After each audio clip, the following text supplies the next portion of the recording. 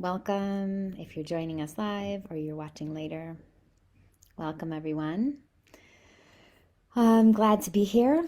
I wanted to come on and just share a few thoughts, a few teachings about where we find ourselves in the calendar, where we find ourselves within the Jewish year, and how to think about some of these ideas that Adar and this particular day of Adar are inviting us to consider.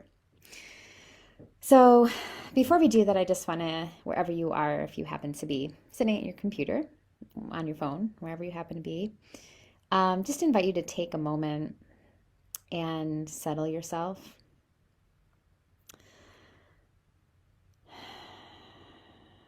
Physically settle your body in whatever seat, chair, couch, anything that's holding you up.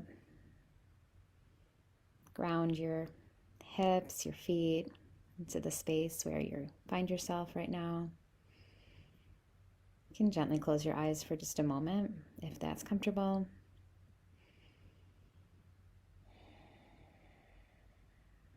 And I don't know what your day has been like up until now, if you've been busy running around doing work. But you can take this moment and give yourself permission to pause and root yourself into your breath and your body.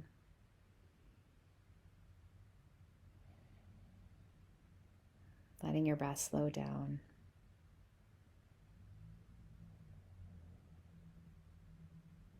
Noticing how the breath feels when it enters your nostrils.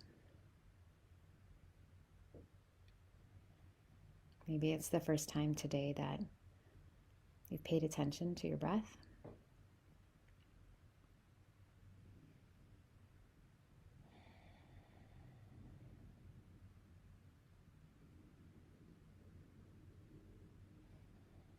And as you feel your body and your mind settling into a more quiet, rested place, you can maybe say to yourself, Hineni, I'm here. I'm here right now in this moment where I find myself.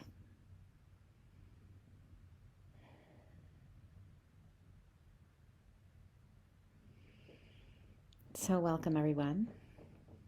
I'm glad to be here with you. This is the third in a series of 3 Facebook Lives that we're offering just to explore some of the questions and the themes of this month of Adar. We've already talked about joy and we've talked about playfulness.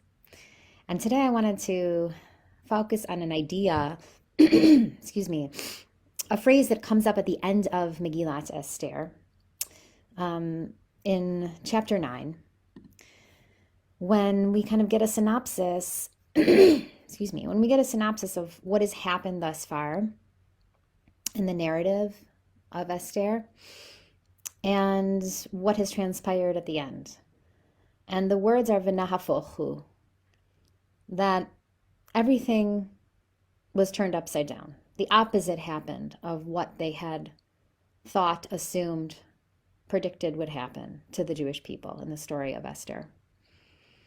So then it says in verse 1 in chapter 9, and so on the 13th day of the 12th month, that is the month of Adar, when the king's command and decree were to be executed, the very day in which the enemies of the Jews had expected to get them in their power, v'nahafochu, the opposite happened, and the Jews got their enemies in their power. And this has become a theme, a key concept that we explore as we approach the holiday of Purim, this idea of v'nahafochu, of what happens when we think about the opposite, the turning upside down of certain things that we expect, that we rely upon, that we kind of build our reality, build our worlds around. What happens when it's turned upside down? How do we then recalibrate, readjust, reconfigure who we are, how we respond, how we move forward when we're encountered with that v'nahafochu moment, when everything is all of a sudden upside down? And I think this idea is so resonant for everyday parenting. And so I just wanted to share a few thoughts about that. But before I did that, I also wanted to notice that today happens to be what we call Purim Catan. So this year, because it's a Jewish leap year, there are 2 months of Adar. There's Adar 1, Adar Aleph, and Adar 2, Adar Bet. Right now we're in Adar 1, Adar Aleph. And today happens to be the 14th day of Adar Aleph.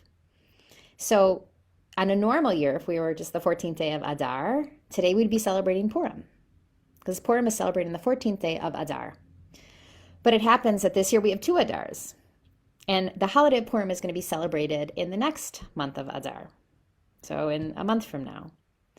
But today is Purim Catan, a small Purim, where we, there are certain little ritual changes that we make to taste the experience of Purim, taste the joy of Purim a little bit.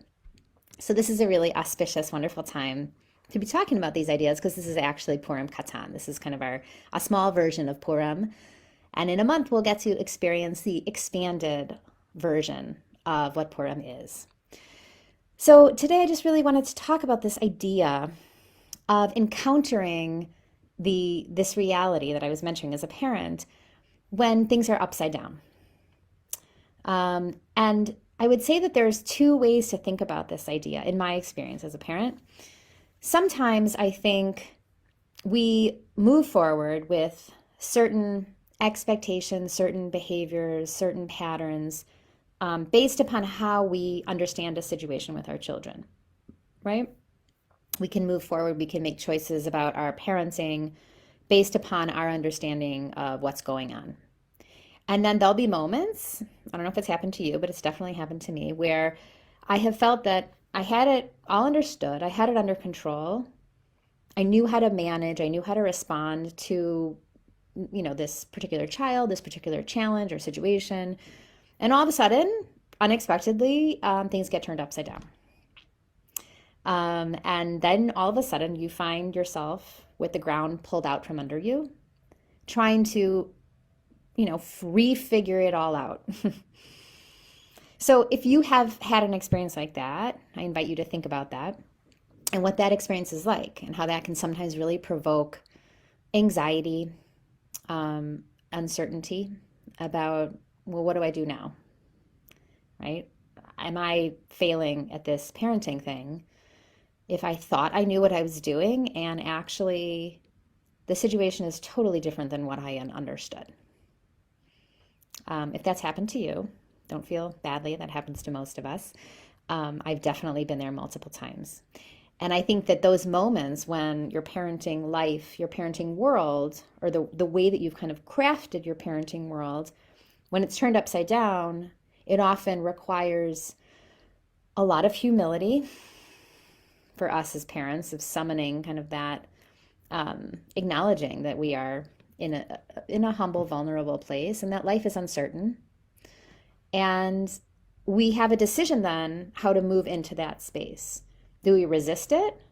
And do we kind of clamp down and dig in our heels and say, no, that's not what's going on. I'm going to stick to my original story, right? Or do we start to do what the second part of the turning upside down, v'nafochu?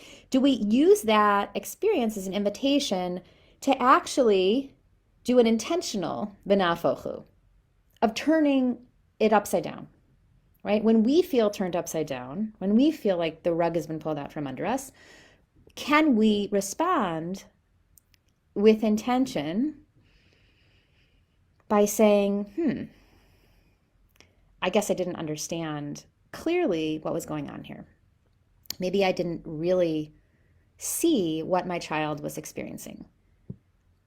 Maybe I was misreading the cues that I was getting without any judgment. I mean, it's not to blame yourself at all, but it's a moment that I think invites us to say, I'm going to now kind of turn this upside down and look at the situation from a new light, a new perspective. And so I think there's something really beautiful and hard, and sometimes beautiful and hard go hand in hand, about experiencing those moments of upheaval, of rupture as a parent, when you can't turn away from the tumult, from the uncertainty, from that feeling of not being in control, which we all know is the truth of life. But, often our human instinct is to push against that because we want to be in control. But when you're faced with that situation, right, we're given an option, an opportunity to get curious, right? To adopt this posture of, what if there's a totally different story going on here with my child? What if the way I thought I understood, like why my child was behaving this way, it's actually totally wrong. And I've been missing like a whole other part of this picture. So I do think that this idea of v'nafochu invites us into moments of getting really curious from a place of anava, from a place of humility, and asking new questions about patterns, realities, standards, expectations that maybe, we've kind of grown into in our parenting lives. And to do that kind of lafoch, to like turn it upside down, to flip it on its head, to put on the proverbial, other pair of glasses, and to discover like, what's hiding behind the mask, so to speak, to take another Purim metaphor, that I actually didn't even see before. And what's revealed if I ask new questions, if I really open my heart and ask new questions. So I've been in this situation many times with my kids, and without betraying too much information about my kids' lives, it has been the biggest area of growth for me as a parent in navigating those moments when I thought I kind of had the trajectory mapped out in my head of how something was going to go with one of my children. Like I saw an issue, a question that had to be resolved, and I thought, okay, I'm going to do X, Y, and Z, and then it's going to get resolved in this way.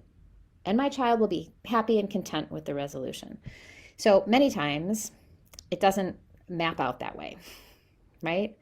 And our choice, I think, lies in how we respond when the path begins to diverge from our assumed or predicted path. What do we do then? How do we respond? And I think that this idea of v'nafochu, on the one hand, it can be very unsettling, and that's, I think, the picture we get in Megillat Esther, that there is a randomness, right? Purim, lots, that the whole, the story centers around this idea of casting lots to determine the date of the execution of the Jewish people. And so there's something really unsettling about this idea of the randomness of life. Yet on the other hand, I think that holding like v'nafochu, that things can be turned upside down, and things are uncertain, and things can feel unmoored sometimes, and matching that with the simcha, the joy that we're supposed to feel in Adar and on Purim, holding those two together can be a really powerful combination, right? Because that's the challenge. I think that's the spiritual work. What does it mean to hold both the uncertainty and the randomness and the potential tumults of our daily lives as parents, yet also still move towards seeing that as part of joy, part of the picture of joy?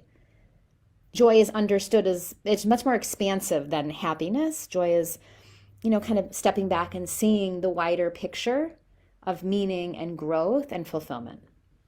So I think that's the idea that I wanted to share with you today as we move through this Purim Catan, this small, taste of Purim today together.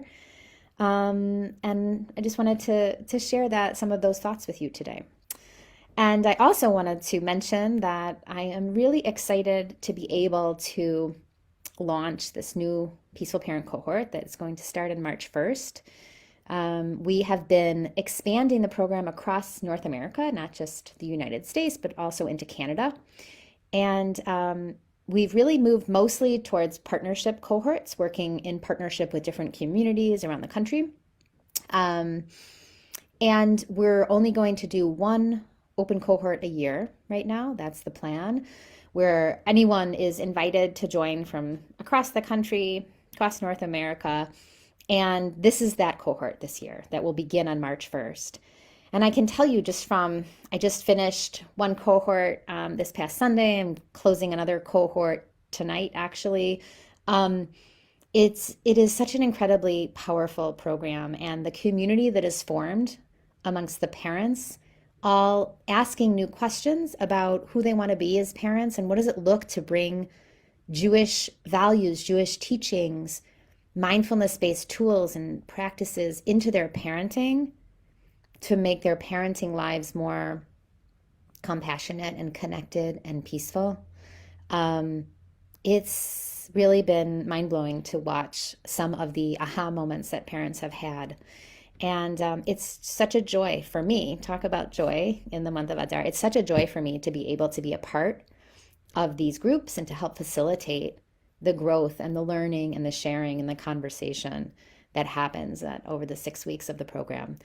So I want to invite you to join us in the cohort. You can message me. You can send a message on this Facebook group. You can message me personally.